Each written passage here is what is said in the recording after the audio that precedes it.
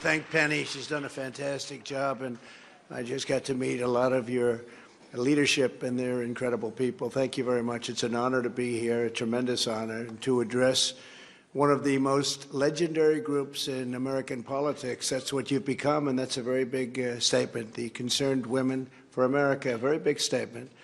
I was proud to be the very first candidate to sign your presidential pledge. That was a pledge that was very easy to sign. Took me about 30 seconds. I read quickly. I look at it. I say, I'm going to do that. You think Joe Biden would? First of all, he couldn't read it. He wouldn't know. What does this mean? No, I looked at it very quickly, and I said, that's perfect. But it's a pledge. It is a pledge, vowing to defend the dignity of women and affirming the ultimate truth that all women are female. Can you imagine if you said that 10 years ago? People would say, what the hell does he mean by that? Of course, it's incredible what's happened to our country and to the world to a large extent. But what's happened to our country, at last, think of it, all women are female, and I have to make that statement? Shouldn't be necessary, should it? As another statement we say, we will not allow the mutilation of our children. Can you imagine? Can you imagine? No, but can you imagine making that statement 10, 15 years ago? People would say, of course you're not going to do that. But now you have to stop it. It's crazy what's going on, but it's just one of those things. This world is changing, our country is changing, and a lot of the world is changing because of our country. Our country is in very, very serious bad shape, really bad shape. I want to express my profound appreciation to the true leader and of all of the people here are so incredible, whether it's Penny Nance or whether it's all of these incredible people sitting at these tables that I just met for the first time, and that you're out here on a beautiful evening in Washington. Washington, as you know, has some very serious problems with crime, with muggings and killings and fights and a lot of problems, and we're going to do something about Washington. We're going to bring in the federal government. We're going to federalize it. We're going to run it properly, clean it, make it safe. It's got to be safe for people to come to, and people want to see a safe city. It's very sad when I come in. We had a situation that was a lot different just 3 years ago, and now you come in and you hear the stats and you hear all of the things that are going on, and you see the graffiti all over beautiful marble walls. It's not removed, and you see parks that are occupied by people that aren't supposed to be there. It's a very sad thing when I see it, but we're going to straighten that out too, along with a lot of other things. 1 year from now, each of you will vote in the most important election of your lifetimes. This election will decide whether America will be ruled by Marxist, fascist, and communist tyrants who want to smash our Judeo-Christian heritage, or whether America will be saved by God-fearing, freedom-loving patriots just like you, and that's what you are. If we stand together in this fight, we're going to defeat crooked Joe Biden, and he is crooked as hell, isn't he, though? It's unbelievable. He didn't do anything wrong. How about the quid pro quo? We're not giving you the $1 billion unless you get rid of the prosecutor. How about if I said that? That's called the real quid pro quo. But we're going to take back our country, we're going to take back our culture, and we're going to make America great again, greater than ever before. Really get it done, too. But just think of what we've already achieved with the help of many people, just like the people in this room. We did more to uphold religious liberty than any administration in history. I think everybody really admits that, even my opponents. Today, 2 of them came out and they said, well, that happens to be right. Actually, one of my opponents said that I was the greatest president in the last 100 years. And I said, oh, is he running against me? That's very nice. No, it's very nice. Look, they respect what we've done. I fearlessly protected the religious freedoms of doctors, nurses, teachers, and faith groups like the Little Sisters of the Poor. I blocked the IRS from using the Johnson Amendment to interfere with pastors' freedom of speech and other faith leaders. I stopped Barack Hussein Obama's hateful, bigoted assault on faith-based adoption and foster care services, as you know. And I restored your right to help those beautiful children find a loving and equally beautiful family. As president, I stood proudly with our friend and ally, the State of Israel. I kept my promise.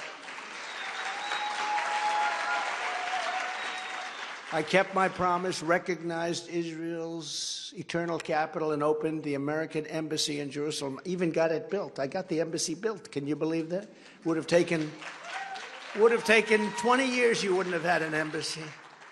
That was an interesting one. I said, do we have any land? You know, they wanted to spend $2 billion to build it. We spent slightly less than that, like $500,000. Got it built. I said, do you have any buildings around? You know, we were always first, like, you know, whether you always try and do, if you want a real building, you always try and get the post office because they were there early. I happened to do that in Washington, D.C., actually.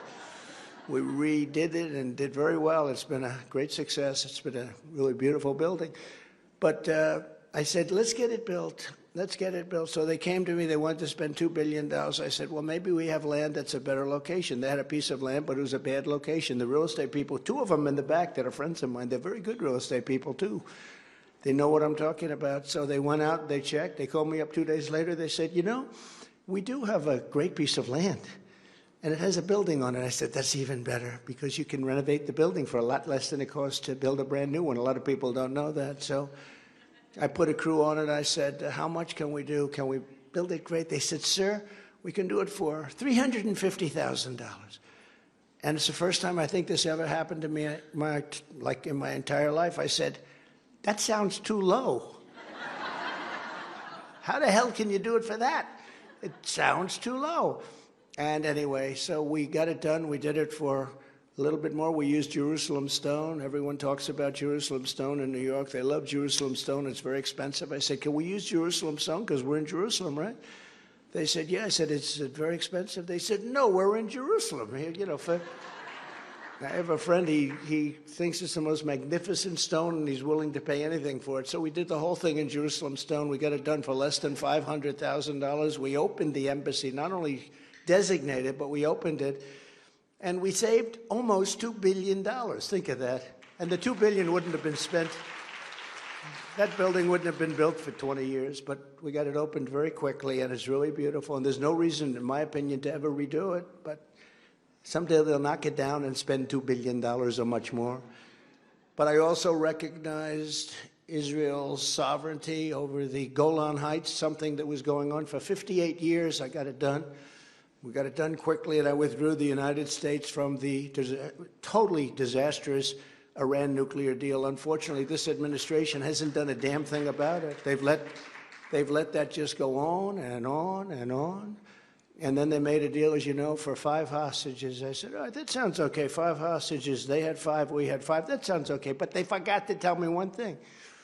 In addition to the hostages, they get $6 billion.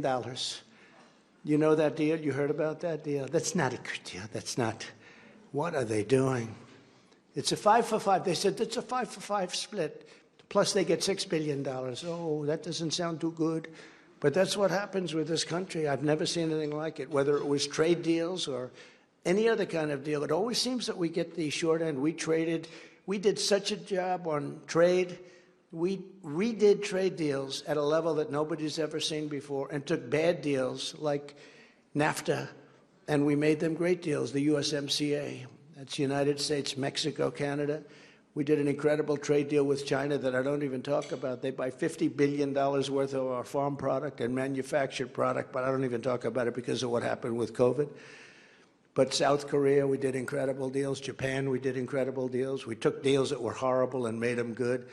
And we did a lot of things. We did a lot of things. We've been given, actually, a lot of credit, even by the fake news.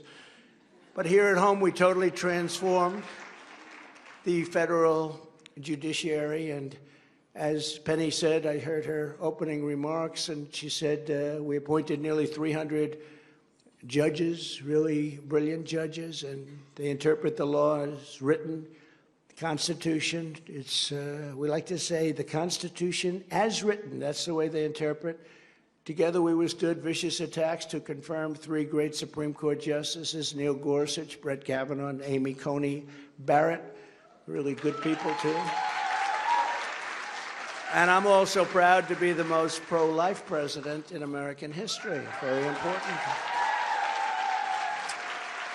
We're going to talk about that in just a second. From my first day in office, I took action to protect the unborn. I reinstated the Mexico City policy, stopped taxpayer funding for the abortion of industrial complex, and at the United Nations, I made clear that global bureaucrats have no business attacking the sovereignty of nations that protect innocent life. They have no business doing that. And I was the first sitting president ever to attend, as Penny also mentioned, the March for Life rally right here in Washington, D.C.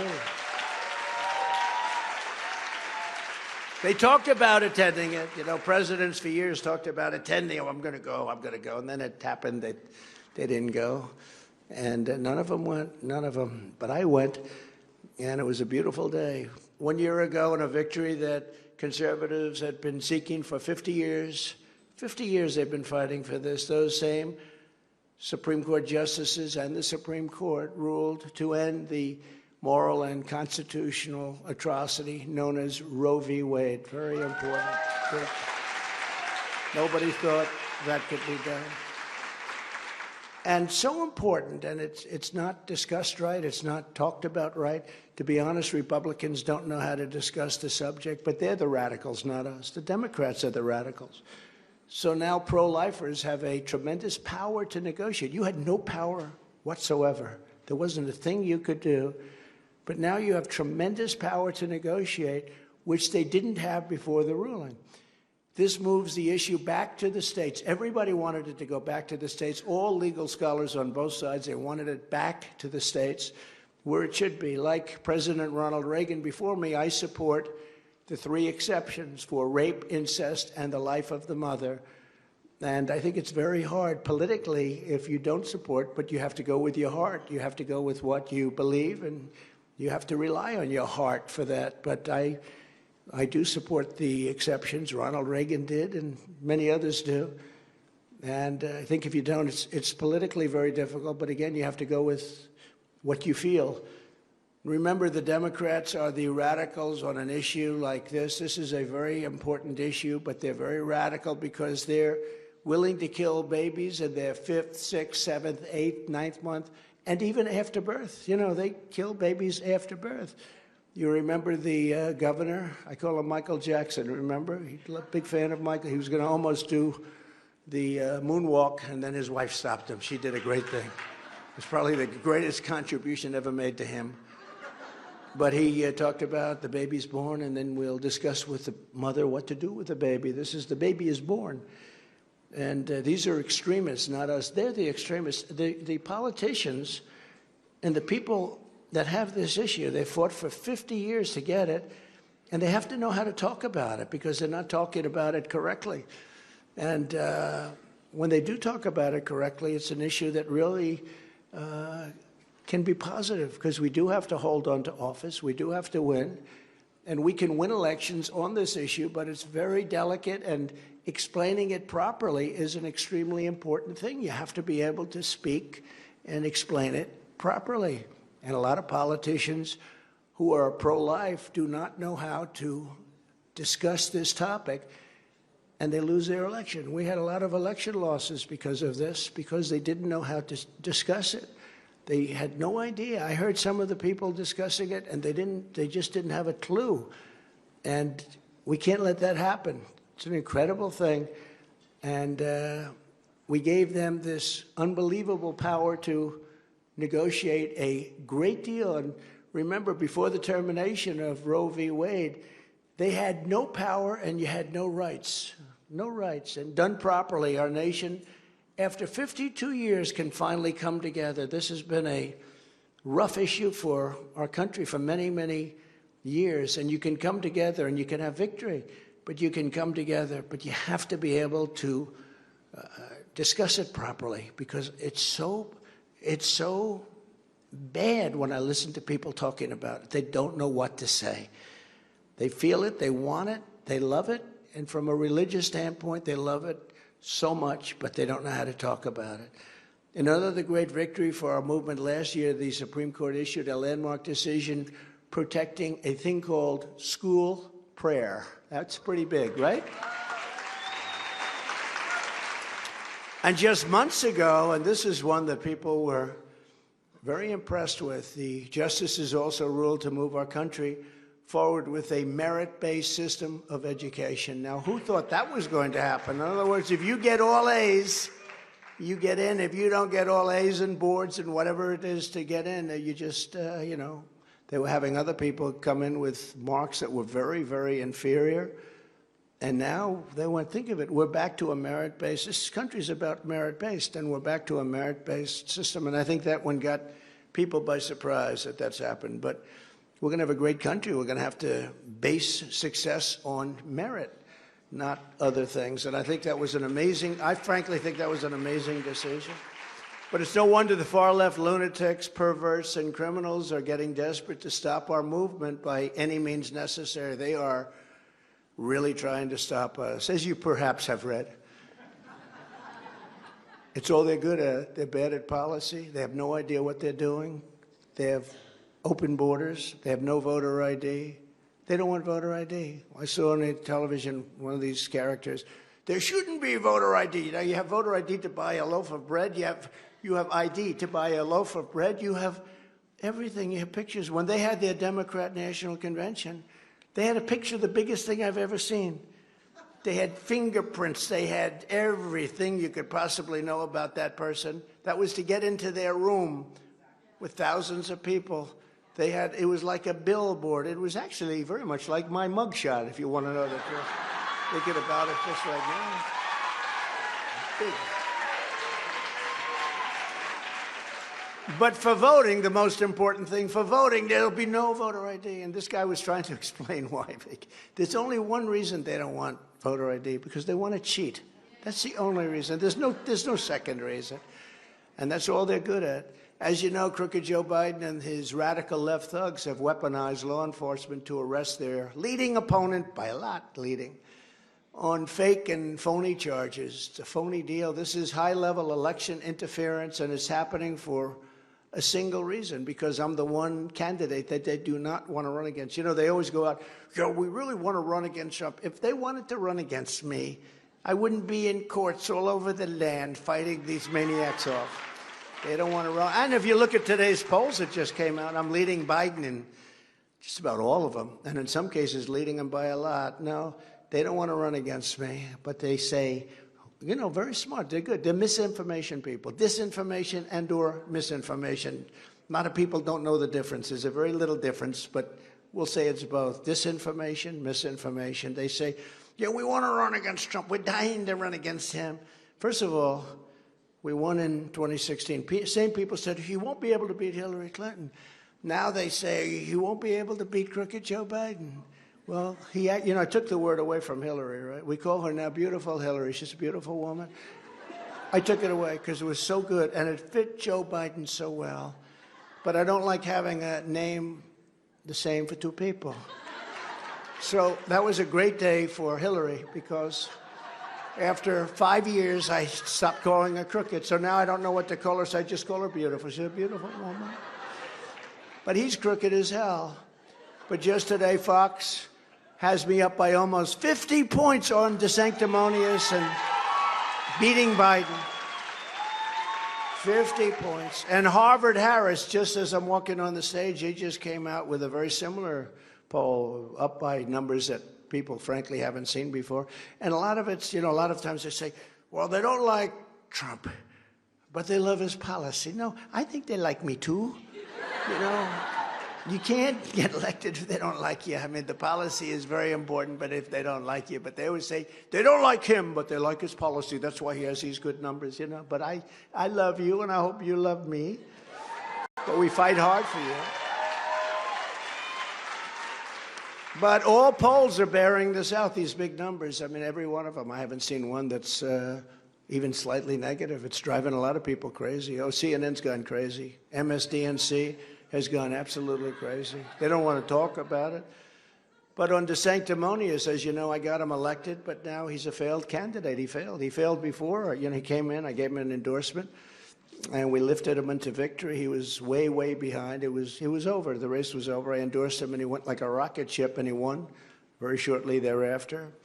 And then I got him past the election, so I got him the nomination, then I got him the election.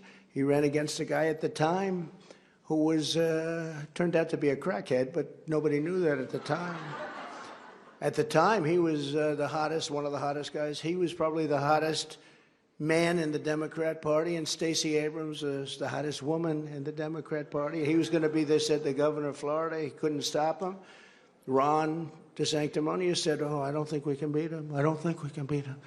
Because he was. I mean, if you remember back, and I said, you beat him. And we did 2 or 3 giant rallies. We had unbelievable rallies, Trump rallies for him. And then he wins. And then 4 years later, somebody shouted out, will you run against the president? And he said, I have no comment. He said he had no comment. That guy's going to run against me. And I started hitting him, and they all said, sir, he's a Republican. You shouldn't hit him so hard. I said, like hell I shouldn't. And he went down like an injured bird out of the sky.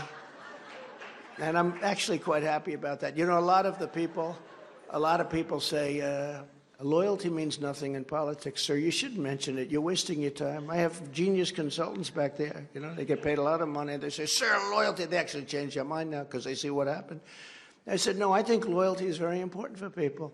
They said, well, in politics, it means nothing. I said, maybe you'll be surprised, but I assume it did. You know, when I get somebody in office and then they turn around, I hardly spoke to the guy, hardly knew him during that period of years. But anytime Florida had problems, I was always there. But then he says a statement that essentially said he was going to run. And so we hit him hard. And he's really, in fact, in South Carolina, he's right now in 4th place. He's in 4th place. And I'm leading the 2nd place by 35 points. You know, they have 2 people. You have a senator and you have a governor in South Carolina. They thought they were going to do well there, and they're not doing so well. It's a great state for us. And I think we have a lot of people here right now, and I just met a couple backstage from South Carolina. It's great. But we're leading by a lot there. We're leading by a lot everywhere, and a lot of it's because they do like me, but a lot of it's also because there has never been a more incompetent administration in the history of our country than these clowns and thugs and very bad people that are running our country now and destroying our country. There's never been anything like this.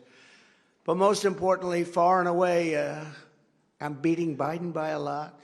If I wasn't running, or if I was in 3rd, 4th, or 5th place, or something in that category, none of this interference would have ever happened. None of this horrible stuff with U.S. attorneys and the FBI and DOJ. Oh, we're in a banana republic right now. Think of it.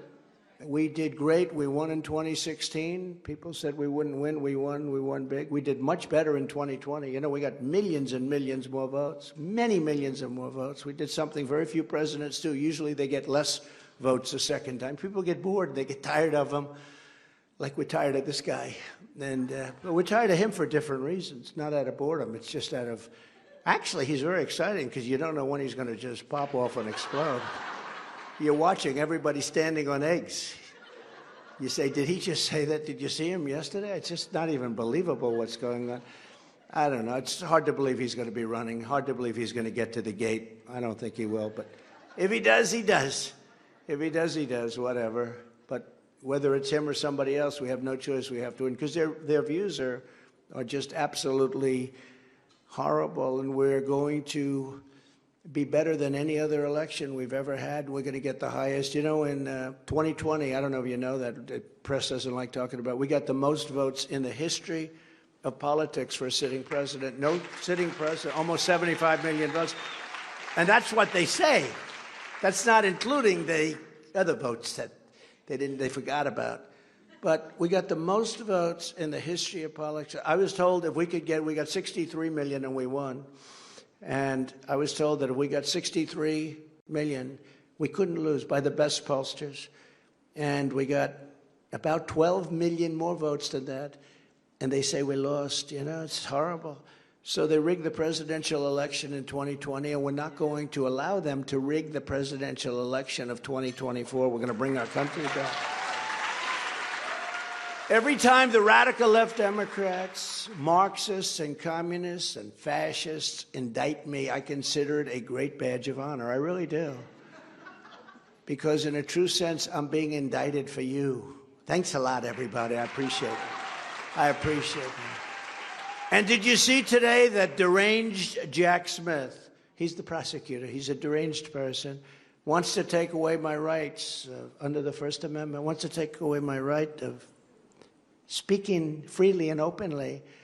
Never forget, our enemies want to stop us because we are the only ones that can stop them. They want to take away my freedom because I will never let them take away your freedom. I'm standing here.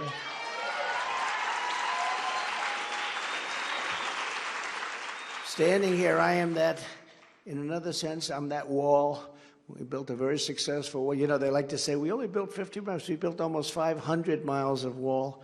These people are sick. They want to silence me because I will never let them silence you, never. And in the end, they're not after me, they're after you. I just happen to be standing in their way. Unfortunately for me, but you're lucky. But here's just some of what we will do when we become, and I say we become, because we're going to become the 47th president of the United States. As soon as we get back in the White House, I will totally obliterate the deep state. And we started, and we're doing a great job. Then we got hit with the COVID.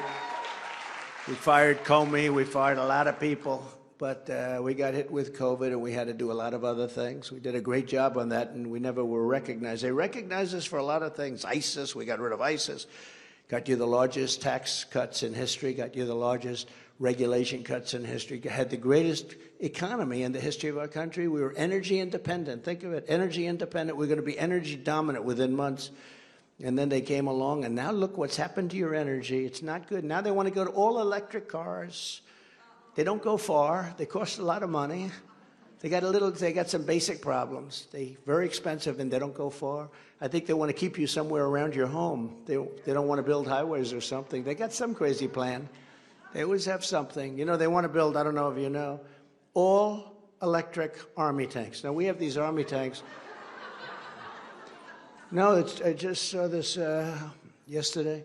They want to build all electric army tanks. The army tanks, the greatest tanks, the Sherman tank, the greatest tanks in the world we built.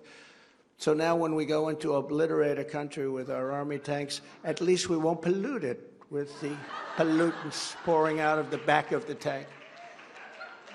And now they also want to go with a certain type of fuel to it'll cut down about 12% on the efficiency of our fighter jets. They want to make our fighter jets very environmentally friendly. So we go into a war, we're over somebody's territory, we're bombing the crap out of them, but at least we're not polluting their air. Are we crazy or what? And the planes, think of this, the planes are 12% less efficient. So you got a pilot up there and he's got some guy on his tail. And he's saying, what the hell happened to my plane? I used to be able to get out of these situations. This plane is not so good anymore. And they're willing, because they don't want to pollute the air over a country that we're in war with. These are brilliant people doing this. They have to want to destroy our country to do this. And how about the truckers? Did you read about the truckers? They want to go all electric trucks. Now, there are a couple of basic problems, but I met with truckers, and they said every year for 50 years, the trucks got better and better and better. We expected it. We had to pay millions of dollars for trucks, but they got better, better, better. If they do this, we're going to go back 50 or 60 years. For one thing, and I had no idea, some of the big ones with the big tanks, they can go up to 2,000 miles with diesel. Think of that, 2,000. In other words, you can drive all day, all night, all day, all night, forever. But 2,000 miles. And electric will go, if you're lucky, 300 miles. So they're going to go 300 miles, stop for about 5 hours, and charge it up. And these guys, I don't know, does anybody not sit down? You don't even have to sit down. So they're going to destroy our trucking industry. And right now it's a regulation, and they're actually serious about it. I actually thought all this stuff with the army tanks and the jets and all the things, I actually thought it was, you know, some kind of a comedy skit. But it's not. They really mean it. And they're going to destroy our destroy our trucking industry. You think you don't get your goods right now, you're going to see some mess. But I will fire every corrupt official who has weaponized our government against Christians, conservatives, patriots, and people of faith. We're going to fire them. You're fired. You remember The Apprentice? I'm sure nobody remembers The Apprentice. You're fired. Get out of here. And, that show ran for 12 years. 12 years. It was a tremendous success. And I said, well, one thing I know when I do this, actually it was 14 different shows. It was so good, they put it on one season, they put it on twice. And they said they wanted to renew my contract for a long time. Anything I wanted, they were willing to give, because it was doing great all the time. But I had done it for 12 years. That's a long time, considering I was never in show business before. Right? And it did phenomenal for them. And I said, one thing for certain, NBC is going to treat me so good. They're going to treat me so good. They are so bad. MSNBC and MSDNC, I call it. But they are so bad, but that's all right. But they want to give me a long term. I think that's why they're bad. I wouldn't extend. They gave it to Arnold Schwarzenegger, and that didn't work out too well. That lasted about 2 minutes. Somebody said, do you want Arnold Schwarzenegger to succeed like never before and even top your ratings, which is almost impossible to do? But would you rather have that, and we own the show, would you rather have that, or would you rather have him fail? Because I know what the fake news would do. If he was successful with it, they'd say, see, Trump didn't do so good. Because look, we got a movie star and he took over. Well, I said, probably I'd rather see him fail, to be honest with you. And he did, he failed. Didn't work out. But The Apprentice was great. But he said, you're fired. And I fired a lot of people, but we're going to have to fire a lot more, because that deep state runs deeper than we thought. Before I even arrive at the Oval Office, shortly after I win the presidency, I will have the horrible war between Russia and Ukraine settled, and it would have never happened. It would have never, ever happened if I was there. I used to talk to Putin about it. I've said it very openly. I talked to him about it. It was the apple of his eye. I said, don't do it, Vladimir. Don't do it, Vladimir. Oh, you'll be making such a mistake. And I told him a couple of things. He said, you wouldn't do that. I said, yes, I will. No, you wouldn't. And he probably didn't believe me, but he believed me 10%. That's all you needed. But I said, don't do it. As soon as I left, they started to form, and we saw the handwriting. And then we had the disaster of Afghanistan, which I think was the most embarrassing moment in the history of our country, and the press doesn't even want to talk about it anymore. The most embarrassing moment in the history of our country, and Putin saw that, and China saw that, and they saw that we had a lot of very incompetent people, and it was a rough time. But we'll get that done. We'll get it done very quickly. As the Bible says, blessed are the peacemakers. You know that, right? Blessed are the peacemakers. I made peace. Remember, Hillary said, he will take us into war. No, I took us out of all these wars.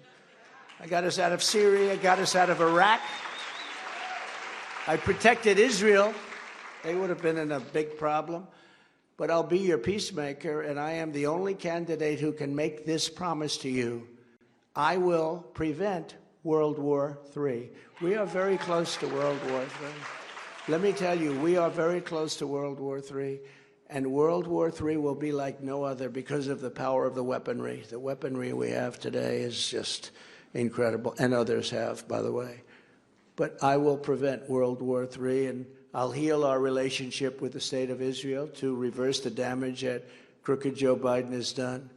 Unlike Biden, I'll not be giving the $6 billion as ransom to countries for 5 people. 5 people. I will stop the disaster known as Bidenomics. He thinks it's good. You know, Bidenomics started off being a really bad thing, and they use it as a negative expression, but he liked the sound of it, so now he's trying to promote it as being a wonderful thing. But it really means inflation, taxation, submission, and failure. Other than that, it's quite good. Those are 4 pretty cool things, aren't they? But not if you have to live with it like the people of our country have to do. I will regain energy independence as we had 3 years ago and achieve energy dominance. You know, we have more liquid gold under, if I call it liquid gold, that's what it is. We have more liquid gold than Saudi Arabia or Russia, than anybody. And we were going to be drilling, and we were drilling, and we were filling up the strategic reserves, which now he's emptied to the lowest level ever ever. You know that, right? The lowest level ever, in order to keep gasoline prices down on people so they'd vote for a Democrat, but artificial, very artificial. Now it's up to $5, I see. Gasoline is up to $5, $6, $7 in some places. It's going up very rapidly. But America was going to have, we're going to make so much money. We're going to sell to Europe, oil and gas, sell it to Europe, and we were going to start paying off our $35 trillion in debt, and we were going to lower taxes still further. We're going to do great things, but when they came in, they ended everything. And that's what caused inflation. Energy caused inflation. Now everything's causing inflation. It's a mess. And the numbers came out yesterday that inflation is absolutely not in control. And inflation's a nation killer, by the way. You go back 200 years and 100 years, you look at any nation that's had rampant inflation, they die. Those nations die. America will have the #1 lowest cost of energy and electricity anywhere in the world. We'll do that. You know, New England pays the highest in the country, and I explained to them, I said, you know, they can't get a pipe going through upstate New York, where everyone wants it to go through because they want the jobs, because it's really in bad shape. And if that happened, you'd cut it in half immediately. Instead, ships come, many from Russia, can you believe it? They were all coming from Russia, and they load it up and they give it to New England, but it's very expensive. They have the highest prices for energy. They should never vote for a Democrat, I'll tell you that. They do, they tend to, but they should never even think about it. Under my, and you have to see this because we have something incredible, really incredible planned, and some incredible things, but upon my inauguration, I'll terminate every open borders policy of the Biden administration and quickly achieve the most secure border in U.S. history, as we had 3 years ago.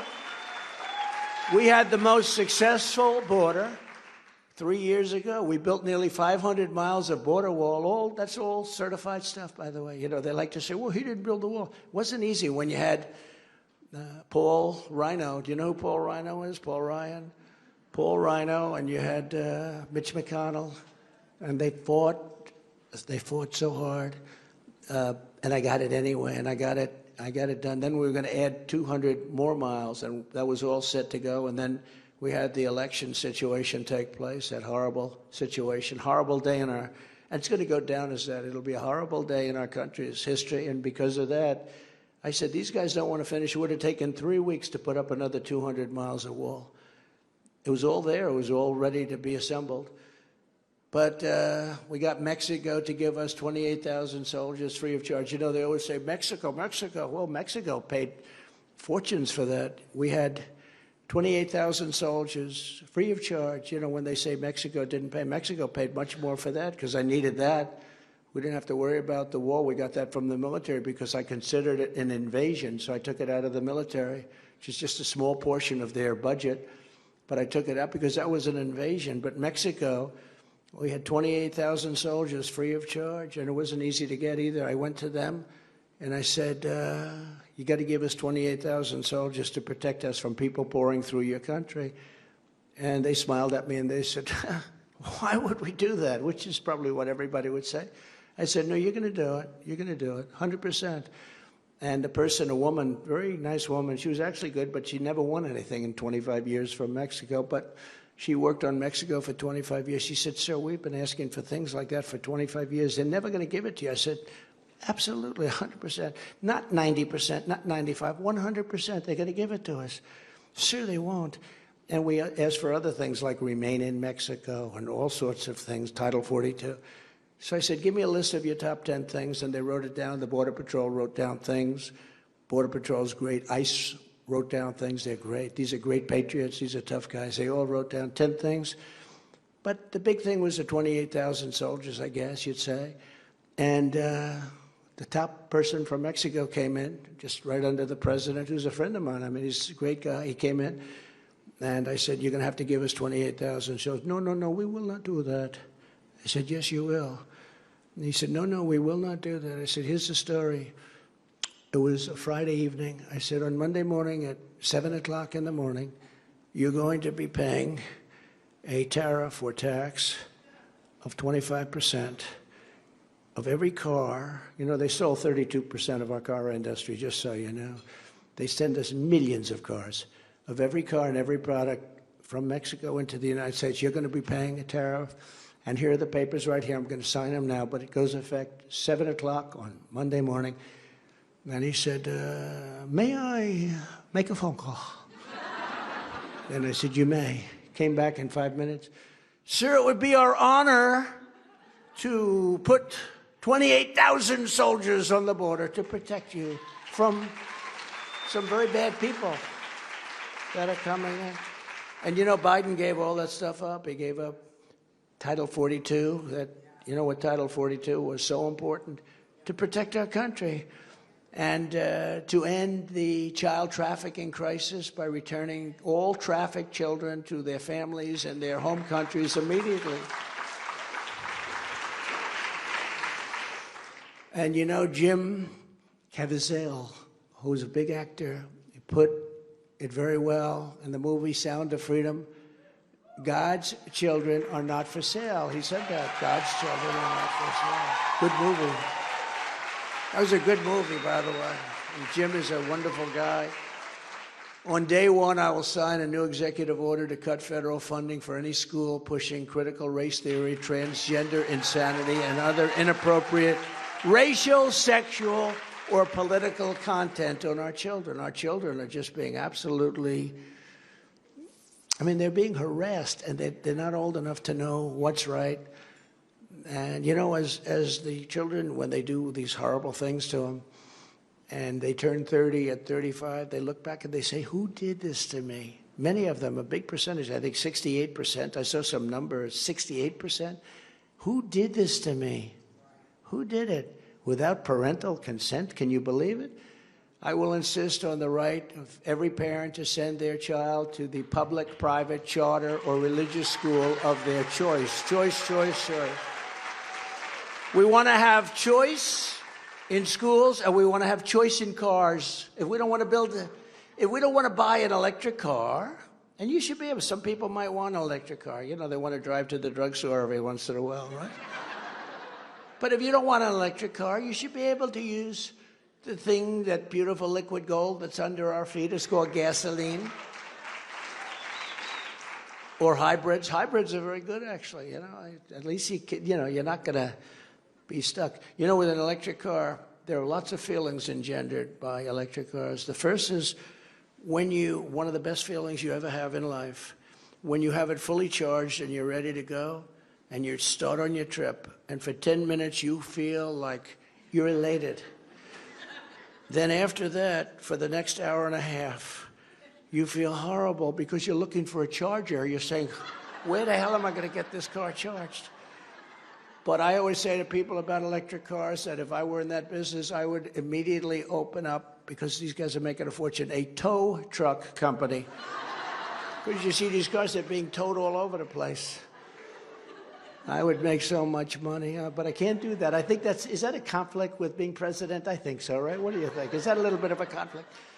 I will close the Federal Department of Education, and we will move everything back to the states where they can individualize education and do it with love for our children. You know, look, every list I look at, we're like in the bottom 2%, 5%. We're at the bottom. There's a list of 40 that came out. We're number 39.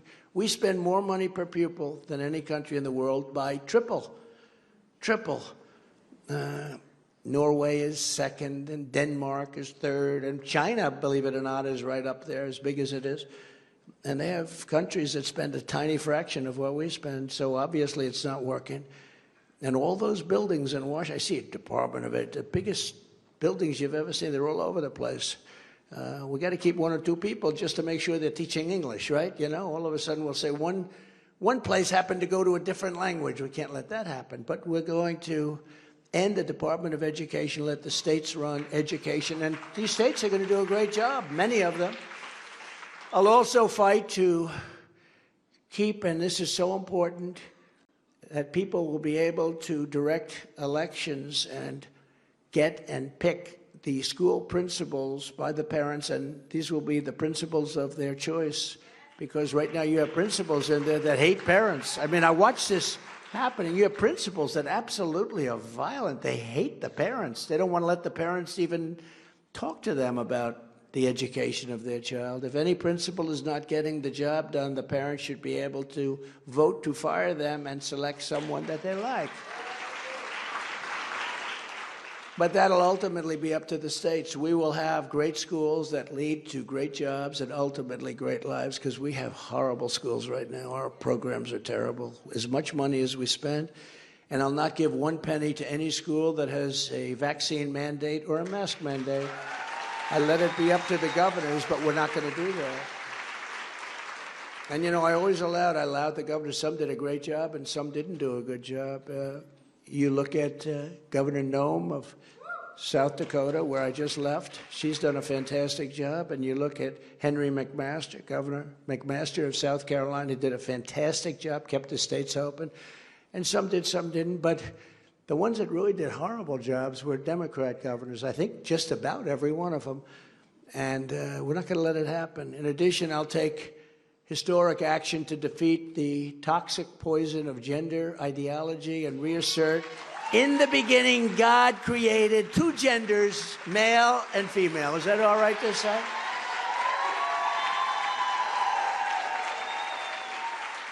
See, the press back there is going to say, we have breaking news. He said there is two genders, male and female, headlines. It's a terrible, terrible thing to say. You know, you have to be very careful. You do these shows and you do everything. You say something that's perfect, you end up in, like, headlines. Yeah, two genders, male and female. On day one, I will sign an executive order instructing every federal agency to cease the promotion of sex or gender transition at any age. They can't do it. They can't do it. The mistakes that are made are so horrific. I will declare that any hospital or healthcare provider that participates in the chemical or physical mutilation of minor youth, can you believe we say this, right? Can you believe it? No longer meets federal health and safety standards, they will be terminated from receiving federal funds effective immediately. We'll do it immediately. You'd be amazed at how quickly that'll stop. And I will challenge California's depraved new laws that strip parents of parental rights and that encourage minors to be transported across state lines for sexual mutilation. Can you believe this? We talked about it before. Can you believe we have to say this? And we will prosecute those involved in this sick California scheme for violating federal laws against kidnapping, sex trafficking. It's really sex trafficking, child abuse, and a deprivation of civil rights. What they're doing is not even possible to believe. And I will restore the Trump ban on transgender in the military. You know, I had transgender bans, and I went to generals, and all the generals agreed. They undid that. I will once again appoint rock-solid conservative judges in the mold of Justices Antonin Scalia, Samuel Alito, who's done a fantastic job, and the great Clarence Thomas, he's been fantastic. I will fully uphold the Second Amendment. I will, which is a big deal. 4 years it was upheld, but they're doing all sorts. They're really fighting it very hard, and a weak person in office will lose it. I will bring back free speech in America, and I will secure the integrity of our elections. We have to do it.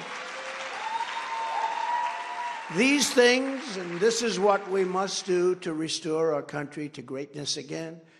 The USA is a mess. Our economy is crashing. Inflation is totally out of control. China, Russia, Iran, and North Korea formed together in a menacing and destructive coalition, very, very dangerous. Our currency is crashing and will soon no longer be the world standard, which will be our greatest defeat in 200 years if that happens. If that happens, it will be our single greatest defeat. But it won't happen with me, not even a chance. Just like Russia would never have invaded Ukraine and China would not even be thinking about raiding Taiwan. I spoke to President Xi. He was never going to do it. He's only doing it, or may do it now, because he has no respect for this administration, and he has no respect for Biden. And we would have left Afghanistan with dignity and strength. We were leaving Afghanistan. I got it down to 2,500 soldiers, which is the lowest number in many, many years. But we were going to keep Bagram because that air base is 1 hour away from where China, forget Afghanistan, where China makes their nuclear weapons. 1 hour, one of the biggest air bases in the world, and we fled almost like in retreat, almost like a surrender. And we left Bagram, and you know who's occupying Bagram right now? China. China's occupying it. We built it, cost a fortune to build. Biggest, most powerful runways they can hold. I think they're 8 feet thick of concrete, 20,000 feet long, which is double a long runway. And we fled. We fled. Instead, I think really this is our greatest embarrassment in history, and a lot of bad things happened because of it. If you took the 5 worst presidents in the history of the United States and added them up, they would not have done the destruction to our country that crooked Joe Biden and the Biden administration have done in just a few short years, 3 years. We are a failing nation. We are a nation in decline. And by the way, those are 2 phrases that Ron DeSanctimonious uses all the time. Do you notice? He says, we are a failing nation. We are a nation in decline. Now, they're pretty unique statements, but he uses them all the time. And you know what? He can use them because he also throws hats. Do you notice the hats? He's throwing hats. And he does it the same way. He gets low and he flicks his wrist like that. And we don't like these copycats, do we? It's crazy. You know, I don't do the hat thing anymore because I don't want to. I watch him. I say, ugh.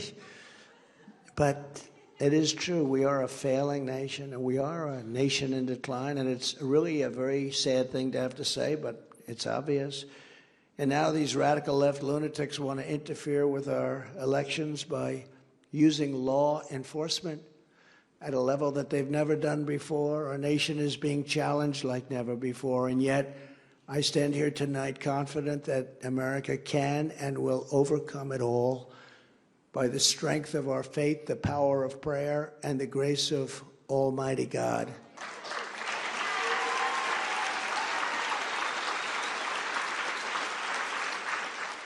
And many political people will not say those words. They will not say those words.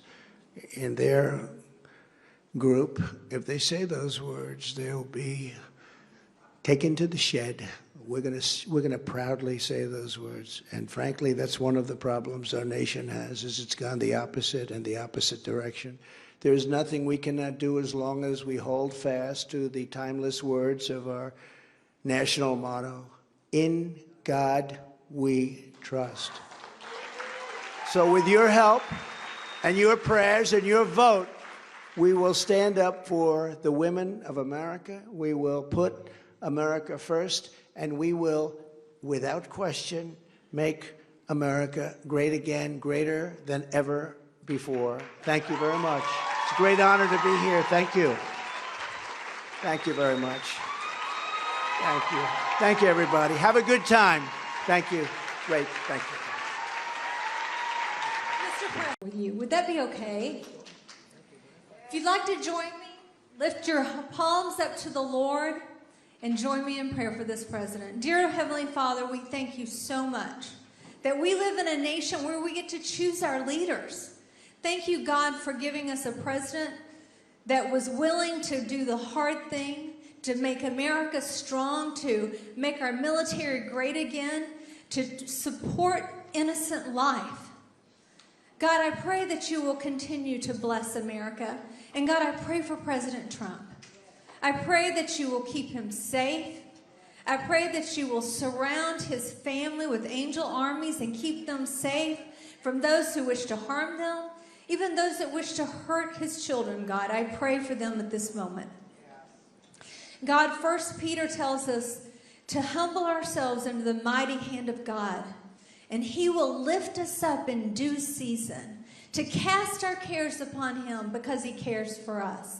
God, I pray that President Trump will feel cared for. I pray that he will be able to cast his cares on God. And I pray, Lord, that you will fill him with peace, fill him with joy, Lord, and continue to help him to feel resolute in protecting America. In Jesus' name I pray. Amen.